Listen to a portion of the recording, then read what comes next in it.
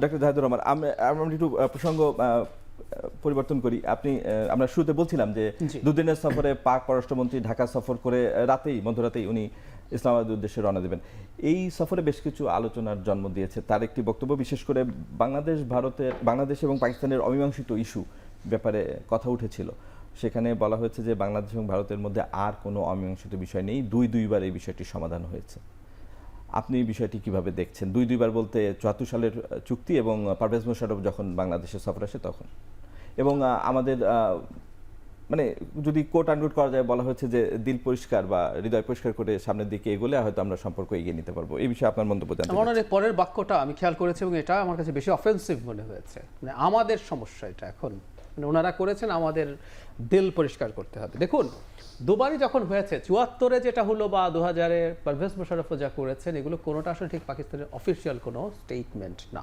একটা প্রেসিডেন্ট তার ব্যক্তিগত মতামত দিতে পারেন, সেটা যদি অফিসিয়াল হয় সেটার একটা ধরন আছে। যেমন জাপান তার কোরিয়াতে তার যে দ্বিতীয় বিশ্বযুদ্ধ সময়কার পাপ ছিল সেটা নিয়ে একদম অফিসিয়াল যেভাবে চেয়েছে, আমাদের ঠিক সেই রকম ঘটনা ঘটতে হবে, সোজা সাপটা কথা। এর বাইরে কিছু হলে আমরা গ্রহণ করবো না। এবং আমার কাছে খুবই দুঃখজনক লাগলো পাকিস্তান একটা কৌশলগত ভুল করছে। মানে ভারতের সাথে এই মুহূর্তে যে সংকট, পাকিস্তানের সাথে আমাদের সম্পর্ক চালিয়ে যাওয়া আমাদের জন্য কৌশলগতভাবে ভালো এবং পাকিস্তানের জন্য কৌশলগতভাবে ভালো। সো এটা খুবই রাইট টাইম ছিল এই জিনিসগুলোর প্রতি অন্তত এই ধরনের নেগেটিভ অ্যাটিটিউড না দেখার। উনি কনসিডার করার কথা বলতে পারতেন, তিনি গিয়ে কথা বলবেন বলতে পারতেন, তিনি জাস্ট নাকচ করে চলে গেলেন। এবং তার মন্তব্যকে আমরা একটু সিরিয়াসলি নেব। উনি শুধু পররাষ্ট্রমন্ত্রী নন, উনি উপপ্রধানমন্ত্রী, উনি এর আগে অর্থমন্ত্রী ছিলেন, তিনি সেনেটের প্রেসিডেন্ট, তিনি এর আগে সেনেটের বিরোধী দলীয় নেতা ছিলেন। সো ওনার প্রোফাইল ইজ ভেরি হাই। সুতরাং সরকারের জায়গা থেকে তিনি এটাকে যেভাবে শক্তভাবে কঠোরভাবে বলে গেলেন, আমি এটাকে আমাদের এই সম্পর্ক, আমি কিন্তু ব্যক্তিগতভাবে চাই পাকিস্তানের সাথে সম্পর্ক খুব ভালোভাবে আমাদের উন্নত হোক, বাইল্যাটারাল স্বার্থের ভিত্তিতে। মানে এটা এই কারণে, ভারতের কারণে শেখ হাসিনার সময়ে বাংলাদেশ কার সাথে বন্ধু হবে কার সাথে শত্রু হবে ওটা ভারত নির্ধারণ করে দিত। এবং শেখ হাসিনা ক্ষমতায় থাকার বিনিময়ে আমাদের পররাষ্ট্রনীতির যে স্ট্র্যাটেজিক ইন্ডিপেন্ডেন্স বা সভারেন্টি, এটা একদম বিকিয়ে দিয়েছিলেন। সুতরাং আমরা পাকিস্তানের সাথে, ভারতের সাথে তো চাই, পাকিস্তান চায় না, যার সাথে আমার যে ধরনের সম্পর্ক দরকার সেটা রাখবো। খেয়াল করুন, পাকিস্তানের সাথে আমাদের সরাসরি জাহাজ যোগাযোগ শুরু হয়েছে, এটা নিয়ে ভারতে হাই হাই রব পড়ল। এর আগে নন ট্যারিফ ব্যারিয়ার দিয়ে এটা বন্ধ করে রাখা হয়েছিল। আমরা আমাদের আর্টিলারি শেল কিনবো পাকিস্তানের কাছ থেকে, এটা নিয়েও তাদের তীব্র আপত্তি। হতে পারে না এগুলো। ভারতের সিকিউরিটিতে আমরা কোনো রকম কোনো ডিসরাপশন না করে আমরা কার সাথে ব্যবসা করব, কি ব্যবসা করব, কার কাছ থেকে অস্ত্র কিনবো, গোলা কিনবো, এটা কিন্তু প্রমাণ করতে হবে। এবং ভবিষ্যতের ভারতকে বাংলাদেশের সাথে সম্পর্ক তৈরির ক্ষেত্রে বুঝতে হবে শেখ হাসিনার ক্ষমতায় নাই। শেখ হাসিনার বাদ দেই, বিএনপি যদি ক্ষমতায় আসে কাগজে কলমে বলে, শেখ হাসিনা যা করেছেন তার হাফও না, 1/4 যদি করার চেষ্টা করে ভারতের সাথে স্লেভারির দিক থেকে, ওনারা ক্ষমতায় থাকবেন না। বাংলাদেশে ফরএভার এই রাজনীতি শেষ হয়ে গেছে। এবং ভারতকে এই বাস্তবতা মেনে একটা সভরেন কান্ট্রির মতো আমরা চেয়েছিলাম পাকিস্তানের সাথে আশা করি এগিয়েও যাবে, কিন্তু তাদের এই অ্যাটিটিউডটা তাদের রিকনসিডার করা দরকার। ধন্যবাদ ডক্টর জাহিদুর রহমান। আহমেদ আজম খান, অনেকেই আশা করছিলেন আসলে পাকিস্তানের সাথে তো দীর্ঘদিন 13 বছর পরে আসলেন পাকিস্তানের কোনো পররাষ্ট্রমন্ত্রী, কিন্তু উনি যা বলে গেলেন তাতে অনেকেই আহত হয়েছেন। ডক্টর জাহিদুর রহমান তো আহত হয়েছেনই, তিনি সেটা বললেনও। আপনি বিষয়টিকে কীভাবে দেখছেন যে মানে পাকিস্তান এবং বাংলাদেশের সাথে কোনো অমীমাংসিত বিষয় নেই যেটি বলে গেলেন ইসাক দার, আপনিও কি তাই মনে করেন, বা মানে বিষয়টিকে আপনি কীভাবে দেখছেন? দেখুন, ডক্টর জাহিদ খুব যথার্থ বলেছেন। আমি ডক্টর জাহিদের কথাগুলো মনোযোগ দিয়ে শুনেছি। আমার আলোচনা তার বাইরে হবে না। আমি মনে করি যে এই বাইলেটারাল ইস্যু যে পাকিস্তানের এই যে মনোভাব, এটার পরিবর্তন হওয়া উচিত। যদি পরিবর্তন না হয়, ভারতের যে মনোভাব, পাকিস্তানেরও একই মনোভাব যদি হয় বাংলাদেশ প্রশ্নে, তাহলে ভারতের সাথে আজকে বাংলাদেশের যে সম্পর্ক, আমরা যতই চেষ্টা করি পারস্পরিক শ্রদ্ধা বোধের মাধ্যমে সম্পর্ক করতে, ভারত ততই পিছিয়ে যায়। যে না, ভারত চাইবে একক সম্পর্ক, আমাদের উপরে চাপিয়ে দেয়া সম্পর্ক। পাকিস্তানও যদি তাই করে, তাহলে ওই যে জাহেদ যেটা বলেছে, এখন কিন্তু আওয়ামী লীগ ক্ষমতায় নেই এবং সামনে যদি বিএনপি ক্ষমতায় আসে, বিএনপি এর বাইরে, এখনকার যে পলিসি এর বাইরে যাবে না। অর্থাৎ কোনো নতজানু পররাষ্ট্র নীতিতে বিএনপি যাবে না, স্পষ্ট কথা। গেলে পরিণাম কি হবে সেটা তো স্পষ্টই জাহেদ বলে দিল।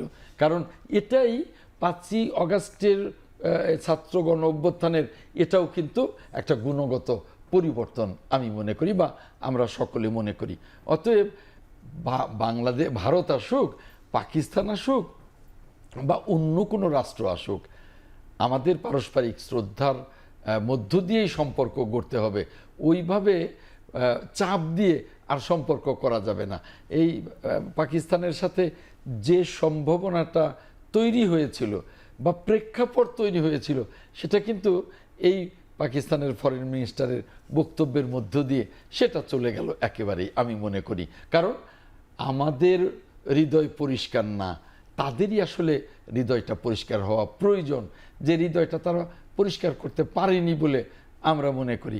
এতে কিন্তু আমাদের ক্ষতি নেই, আমরা কিন্তু আমাদের মতো পথ চলবো, আমরা অন্য কোনো দিক চিন্তা করব না। আমাদের এই যে কথাটা মনে পড়ে, আমাদের নেতা জনাব তারেক রহমান বলছেন যে দিল্লি নয়, পিন্ডি নয়, নয় অন্য কোনো দেশ, সবার আগে বাংলাদেশ। ধন্যবাদ, ধন্যবাদ আহমেদ খান। জেসমিন টুলি, আপনি বোধহয় এই বিষয়ে কিছু বলার ছিল। আমরা মানে এই যে মানে যেটা আলোচনা হচ্ছিল যে পাকিস্তান বলছে যে অমীমাংসিত কোনো বিষয় নেই, আসলে আমার কাছে মনে হচ্ছে পাকিস্তান যদি খোলামনি কথাটা বলতো, আলোচনা যে আসলে আমাদের তো অনেক, আমাদের তরফ থেকে আমাদের তো অনেক, তাদের কাছে অনেক পাওনা আজও পর্যন্ত অমীমাংসিত রয়েছে অনেক বিষয়। শুধু চাই সম্পদ তা না, সম্পদের সাথে সাথে মানুষের, তাদেরও মানে আমাদের বেশ কিছু মানুষ তাদের আছে, আমাদের ওখানে আছে।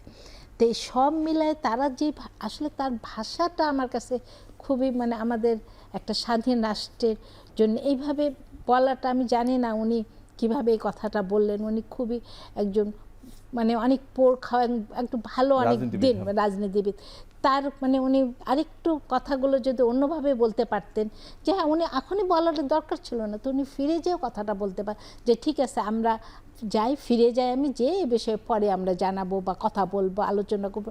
কিন্তু উনি সরাসরি এইভাবে বলাতে আমার মনে হচ্ছে আমরা বাংলাদেশিরা অনেক আহত হওয়ারই কথা। ধন্যবাদ। শেষ কথা ডক্টর জাহিদুর রহমান, এখনকার আমরা দেখেছি ভারতের আধিপত্য, কিন্তু এখন যে পররাষ্ট্রনীতি চলছে মানে একটু বিশেষভাবে একটা দেশের দিকে ঝুঁকে পড়ছে কিনা, মানে যেটা সবসময় বলা হয় যে ভারসাম্যপূর্ণ কূটনীতি, সেইটা করতে গিয়ে মানে আমাদের একদিক বন্ধ থাকছে কিনা।